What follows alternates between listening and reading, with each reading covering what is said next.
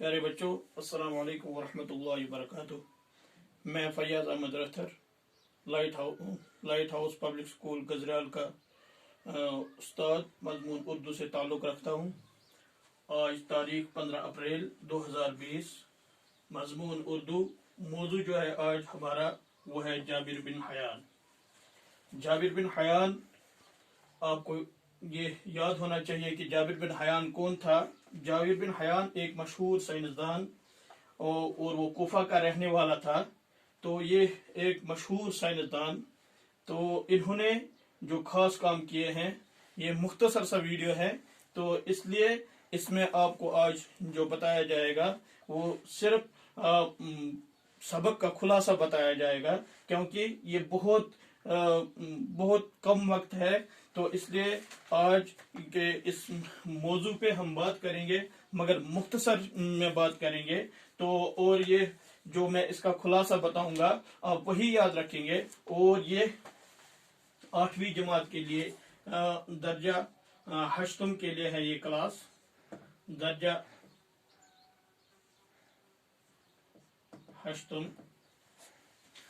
हश्तम के लिए है ये क्लास। तो ये हमारी किताब में मौजूद है ये मजमून। ये जो आज का मौजू है ये हमारी किताब में मौजूद है। तो इसलिए मैं आपको ये पढ़ाना चाहूँगा आज, इसका खुलासा ही पढ़ाना चाहूँगा। इस लेसन का जो खुलासा है वो ये है।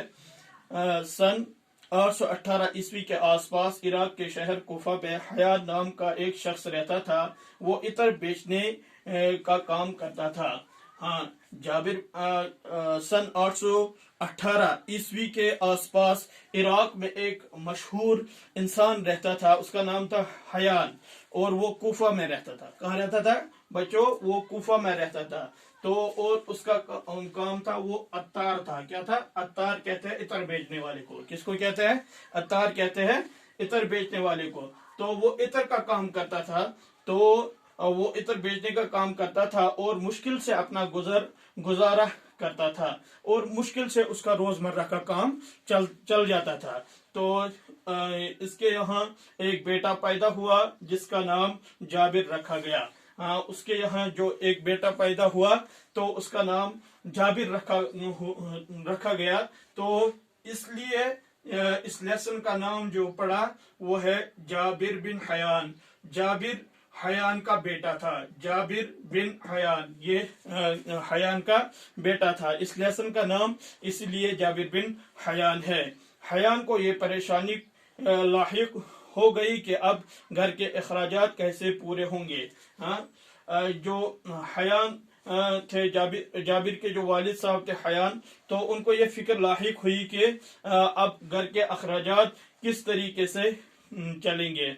वो पैसे के लिए छोटे बड़े जुर्म करने लगा। वो जो जाबिर के वालिद साहिब थे तो वो पैसे के लिए छोटे बड़े जुर्मों में मुलविस हो गए। नतीजा ये निकला कि जाबिर अभी कम उम्र ही था कि हयान को किसी जुर्म की सजा के तौर पर फांसी दी गई।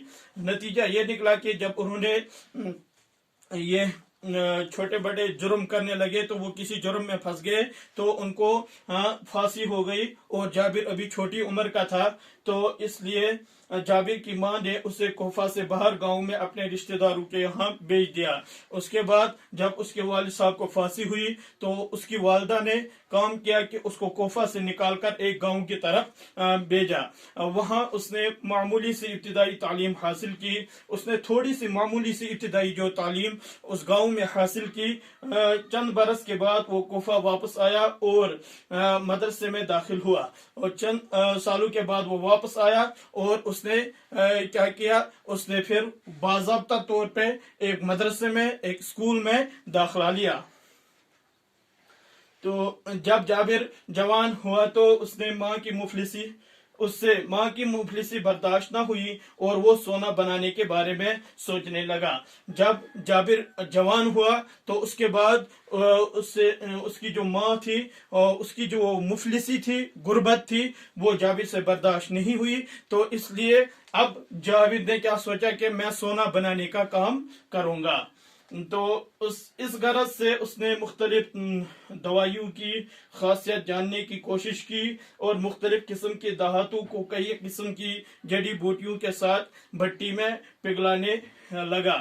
ہاں، جابر نے کیا کام کیا؟ اس نے مختلف قسم کی دوائیاں ڈھونڈی اور اس کے بعد مختلف قسم کی دھاتوں کو جڑی بوٹیوں کے ذریعے کیا بٹی میں پگھلانا. بٹی کس کو کہتے ہیں؟ جو لوہار وغیرہ ہوتے ہیں تو ان کے یہاں وہ بٹی لگی ہوئی ہوتی ہے، ایک وہ جس میں وہ آگ جلاتے ہیں، اس کو بٹی کہتے ہیں. کیا کہتے ہیں اس کو کیا کہتے ہیں بچوں؟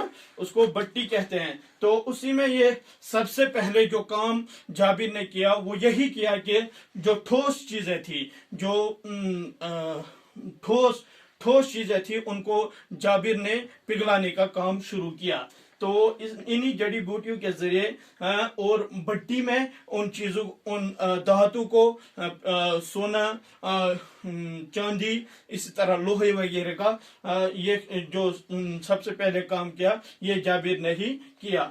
تو وہ ہر وقت نئے نئے تجربے کرنے لگا. کیمیا گری کے تجربات کے دوران اس نے بہت سی اہم اور فائدہ مند چیزیں ایجاد کی اور وہ مشہور ہوتا گیا. اس وقت عراق کے دوسرے شہر بغداد کا خلیفہ ہارون رشید تھا. اس نے جابر کو بغداد بلایا اور اسے انعامات سے نوازا.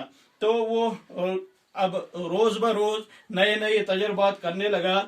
تو اس نے کیا، اس کو اب یہ دن سوار ہو گئی، اور پہلے اس کو یہ دن سوار ہو گئی.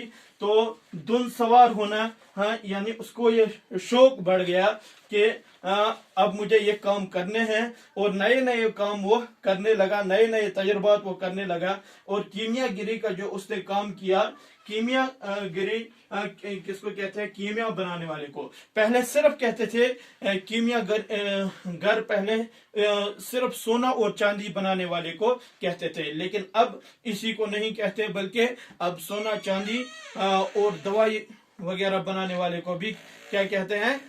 اس کو بھی کیمیا گر کہتے ہیں. کیا کہتے ہیں؟ اس کو بھی کیمیا گر کہتے ہیں. تو اس لیے جابر کا یہ شوق آگے بڑھتا رہا. تو اسی طریقے سے جب اس نے یہ چیزیں ایجاد کی تو اس وقت جو عراق کا بادشاہ تھا، عراق کے دوسرے شہر میں بغداد میں جو بادشاہ تھا اس وقت، اس کا نام تھا خلیفہ ہارون رشید. کیا اس کا نام کیا تھا؟ خلیفہ ہارون رشید. تو خلیفہ ہارون رشید نے اس کو بغداد بلوایا جابر کو، اور وہاں اسے انعام و اکرام سے نوازا. تو بس آج کے اس موضوع پہ ہم اتنی بات کریں گے.